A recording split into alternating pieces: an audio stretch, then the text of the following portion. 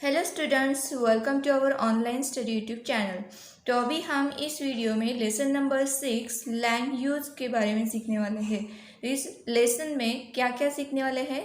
Rural land use, urban land use, then transitional areas and suburbs, plan cities, ownership of land and ownership of rights.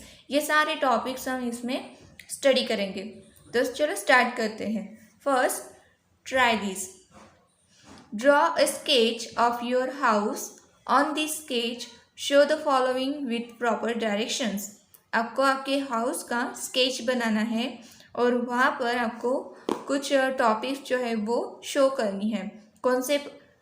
Kitchen, bathroom, courtyard, living room, bedroom, ये सारी चीज़ें, ये सारी बातें आपको sketch में show करनी है। After the sketch is ready, have a discussion on the following points. फिर ये स्केच रेडी होने के बाद आपको जो टॉपिक्स है उन पर डिस्कस करना है। Why do we need to fix a place for everything in the house? ये सारी बातें, kitchen, bathroom, courtyard, living room, bedroom, ये सारी बातें हमने फिक्स की है। जैसे लिविंग रूम पहले होती, बाद में किचन होता है, देन बेडरूम होता है, बीच में कहीं बाथरूम होता है, कोर्टयार्ड आगे होता है। ये सारी पोजीशन हमने फिक्स की होती है, इसकी प्लेसेस जो होती है वो फिक्स की होती है। तो ये फिक्स करने की ज़रूरत क्या होती है, क्यों होती है? तो ये हमने फिक्स इसलिए किया है क्योंकि ये हमें आसान, ये हमारे लिए आसान हो जाता है। Next, what would happen if there were no fix places? अगर हम ये सारी बातें फिक्स प्लेसेस पर नहीं रखते तो क्या होता? तो सारा कन्फ्यूजन होता और जो हाउस है वो हाउस नहीं लगता है, कुछ अलग ही बन जाता। वहाँ पर सारा कन्फ्यूजन हो जाता है सभी का। मतलब लिविंग रूम अगर पीछे होता है तो लोग, अगर आपके घर में गेस्ट आते हैं तो वो किचन से आएंगे, या फिर बाहर कोर्टयार्ड पीछे होता है तो आपको खेलने के लिए पीछे जाना पड़ता। ये सारी बातें यहाँ पर कन्फ्यूजन होती है और वो सही नहीं दिखती। ठीक है, तो इस बात का, इस एक्टिविटी का एक जोग्राफिकल एक्सप्लेनेशन भी है, वो देखते हैं अभी। You may have realise that there is a fix place for everything. आपने देखा कि ये सारी जो बातें हैं इनके लिए एक फिक्स प्लेस है। If this is not done the house appears disorganise. अगर ये सारी बातें फिक्स प्लेस पर फिक्स नहीं की होती तो आपका जो हाउस है वो कैसा दिखता? आपको डिसऑर्गेनाइज, वो सही से नहीं दिखता। There will be difficulties while moving around the house. और घर में घूमते समय हमें डिफ़िकल्टीज होती। Even if these arrangements are changed, there will be confusion for a few days. अगर हम घर की थोड़ी सी अरेंजमेंट चेंज करते हैं तो थोड़ा सा हमें वहाँ पर कन्फ्यूजन भी होता है कुछ दिनों के लिए। अगर आपने घर चेंज किया तो थोड़े दिन आपको कन्फ्यूजन होता है। जैसे कि लाइट चालू करना है तो आप दूसरी दीवार पे देखते हो बटन्स जहाँ पर होते हैं, पहले की जो आदत होती, सेकंड टाइम वो ही आदत से आप गलत जगह पर पहुंच जाते हो। तो ये सारा कन्फ्यूजन ऐसे हो सकता है। The land available in your house is use for different purposes.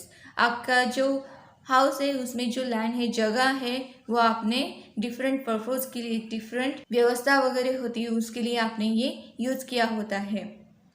Second activity है ट्राई दिस। तो जो जगह अवेलेबल है उसे कैसे यूज करना चाहिए, वो जो अरेंजमेंट होती है वो कैसे करनी चाहिए, इसके बारे में अभी हम इस एक्टिविटी से सीखेंगे। This activity has to be perform by all the students together. ये सारे स्टूडेंट्स मिलकर ये एक्टिविटी करनी है। फर्स्ट आपको ये बोर्ड्स बनाने हैं। Commercial, residential, open ground, entertainment, industry, transport, agriculture, institute, mixed land use. तो ऐसे आपको पहले बोर्ड बना लेने हैं। Prepare boards with these names. Let the students stand in a circle holding this boards. और जो बच्चों ने ये बोर्ड्स पकड़े हुए हैं वो ऐसे सर्कल में खड़े हो जाएंगे। Next, now prepare cheats with the following names and put them in box. और आपके कुछ चीट्स बनाने हैं जो एक बॉक्स में रखना है। कौन से चीज़ बनाओगे? Shop, garden, bank, utensil factory, school, bungalow, residential building, mall, hockey field, cinema house, hospital, bus stop, port, airport, swimming pool, badminton court, reserve forest. ऐसे आपको चिट्स बनाने हैं और ये एक बॉक्स में रखने हैं। Then each student will pick up one chit and as per the land use category will stand close to the person holding the respective board.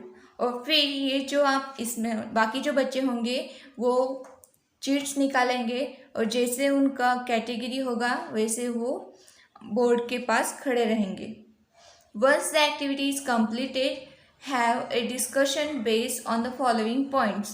फिर ये एक्टिविटी कंप्लीट होने के बाद आपको एक डिस्कशन करना है फॉलोइंग पॉइंट्स पर। First, why did you select the particular board? अगर आपने शॉप सिलेक्ट किया है तो आप कौन से बोर्ड पे जाओगे? कमर्शियल में, है ना?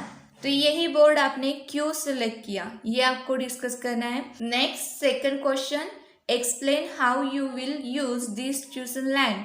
और फिर आपने जो लैंड चूज की है उसको आप कैसे यूज करोगी, ये बात आपको डिस्कस करनी है। नेक्स्ट क्वेश्चन, को relate our needs with the land use.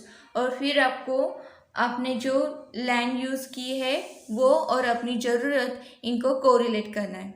Okay, ये सारे डिस्कशन आप अपने फ्रेंड्स के साथ करना है। नेक्स्ट टॉपिक है हमारा लैंड यूज, जोग्राफिकल एक्सप्लेनेशन। तो ये जो एक्टिविटी आपने की उसके लिए एक जोग्राफिकल एक्सप्लेनेशन है। जैसे हमारी आपने ये क्लास में की है तो वैसे ही हमारी जो लैंड है, अर्थ पर जो लैंड है उसको कैसे यूज करते हैं ये सारी बातें हम यहाँ पर एक्सप्लेन करेंगे।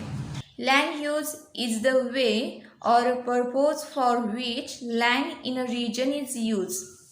लैंड यूज क्या होता है कि कोई रीजन में जो लैंड है उसका यूज करना, किसी पर्पज के लिए यूज करना, उसे कहते हैं land use. The interaction between geographical factors and man have resulted in land use. तो जो मैन है, मैन एंड जोग्राफिकल फैक्टर्स, मतलब उस लैंड में जो जोग्राफिकल फैक्टर्स होंगे, वहाँ पे जो फैक्टर्स अवेलेबल होंगे उसके हिसाब से ये लैंड यूज होता है। Land use undergoes changes with time. और ये जो लैंड यूज है जैसे टाइम चेंज होता है वैसे चेंज होता जाता है।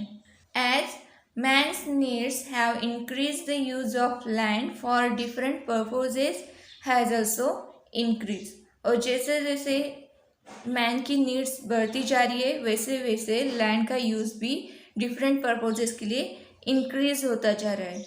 Mineral rich land is use for mining. जैसे कि जहाँ पर मिनरल्स ज़्यादा अवेलेबल होते हैं लैंड में वहाँ पर माइनिंग का काम होता है। Fertile plants are use for agriculture. जो फर्टाइल लैंड होती है वहाँ पर एग्रीकल्चर के लिए यूज होता है। तो इसी यूजेस की वजह से लैंड के कुछ टाइप्स होते हैं। फर्स्ट टाइप है rural land use. In rural areas agriculture is the main occupation. जो गांव के साइड में होते हैं उनका मेन ऑक्यूपेशन कौन सा होता है? एग्रीकल्चर, खेती बाड़ी करना।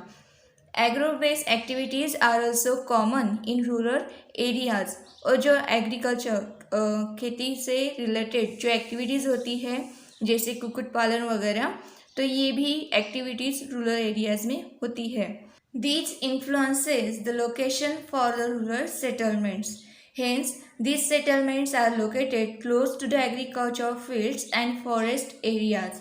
तो इसी एक्टिविटीज़ की वजह से जो बस्ती होती, रूरल बस्ती जो होती, गांव के लोग जो होते, उनका रहना के जो जगह है, लोकेशन है, इस पर इफ़ेक्ट होता है।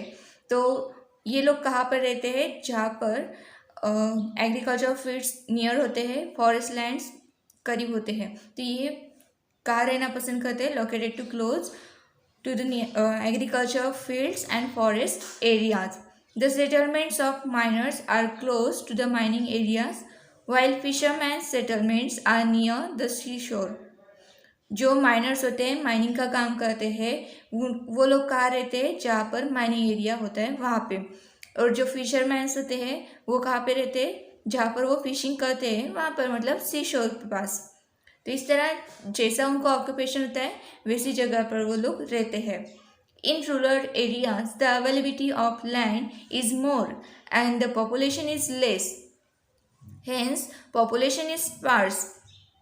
और जो रूरल एरियाज होते हैं वहाँ पर लैंड ज़्यादा अवेलेबल होती है, और पॉपुलेशन कम होता है, तो इसीलिए वहाँ पर उनका जो पॉपुलेशन होता है वो कैसा होता है, स्पार्स होता है। स्पार्स मतलब कम होना। इन rural areas the extent of residential area is less, और इनके जो रूरल एरियाज में होते हैं वो रेसिडेंशियल एरियाज बहुत ही कम होते हैं, मतलब जो घर वगैरह होते हैं वो कम होते हैं, वो लैंड का ज़्यादा यूज़ अपने ऑक्यूपेशन के लिए यूज़ करते हैं। Land use in the rural areas can be classified in the following manners, और जो रूरल एरियाज होते हैं वहाँ पर लैंड यूज कुछ फॉलोइंग मैनर्स में क्लासिफाइड होते हैं। जैसे फर्स्ट लैंड क्लासिफिकेशन है, first arable lands.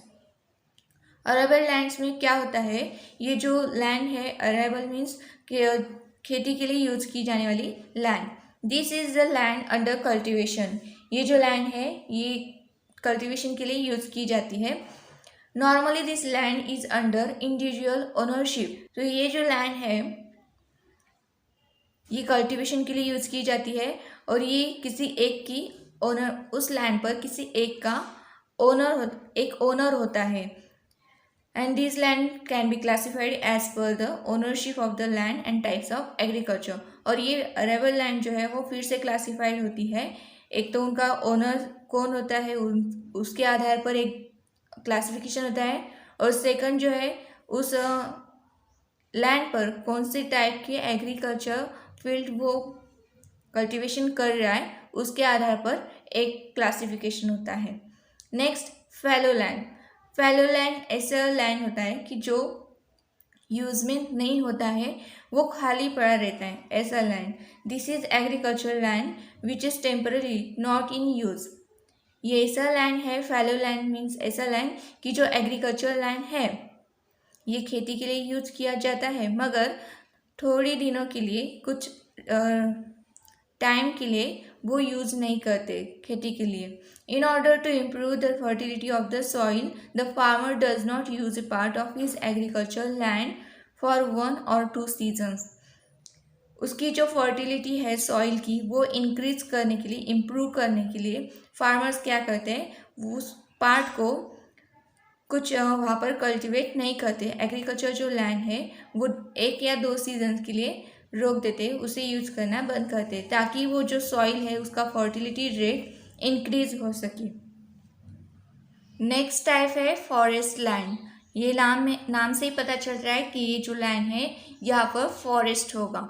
A demarcated forest area is also a type of rural land use. ये जो फॉरेस्ट लैंड होता है ये भी रूरल लैंड यूज का एक टाइप है। From this area forest products like firewood, gum and grass are obtained. इस फॉरेस्ट एरिया से हमें फॉरेस्ट प्रोडक्ट्स मिलते हैं, जैसे कि फायरवुड, गम एंड ग्रास, ये हमें मिलते हैं। Forest comprise of large trees, buses, creepers and grass. इस फॉरेस्ट लैंड में हमें मेनली लार्ज ट्रीज दिखेंगे, बशेस दिखेंगे, क्रीपर्स होंगे या एंड ग्रासेस हमें मेनली ऑब्जर्व होंगे। नेक्स्ट टाइप है ग्रास लैंड और पास्चर लैंड। ग्रास लैंड से नाम से ही पता चलता है कि इस लैंड पर मेनली क्या होगा, ग्रास होगा। This land is under the ownership of the village panchayat और the government and is use for grazing purpose. This land belongs to entire village. Very little grass land is under individual ownership. ये जो grass land होता है या फिर pasture land जो है वो इसका ओनर कौन होता है, ग्राम पंचायत, विलेज पंचायत और गवर्नमेंट। ये किसी की मालकी की नहीं होती है, ये पूरे गांव से बिलोंग करती है। और कुछ बहुत ही छोटा ग्रास लैंड ऐसा होता है जो किसी इंडिविजुअल पर्सनली किसी ओनर का होगा। ऐसे बहुत ही छोटे ग्रास लैंड्स होते हैं। बाकी जो ग्रास लैंड्स है वो गवर्नमेंट के ओनर के होते हैं या फिर ग्राम पंचायत के होते हैं। ओके, तो यहाँ पर हमने रूरल लैंड यूज़ के बारे में, उसकी टाइप्स के बारे में स्टडी किया। नेक्स्ट पार्ट में हम अर्बन लैंड यूज़ के बारे में स्टडी करेंगे। अगर आपको ये वीडियो पसंद आए तो इसे लाइक कीजिए, अपने दोस्तों के साथ शेयर कीजिए और चैनल को सब्सक्राइब करना मत भूलिए। Thank you so much for watching this video.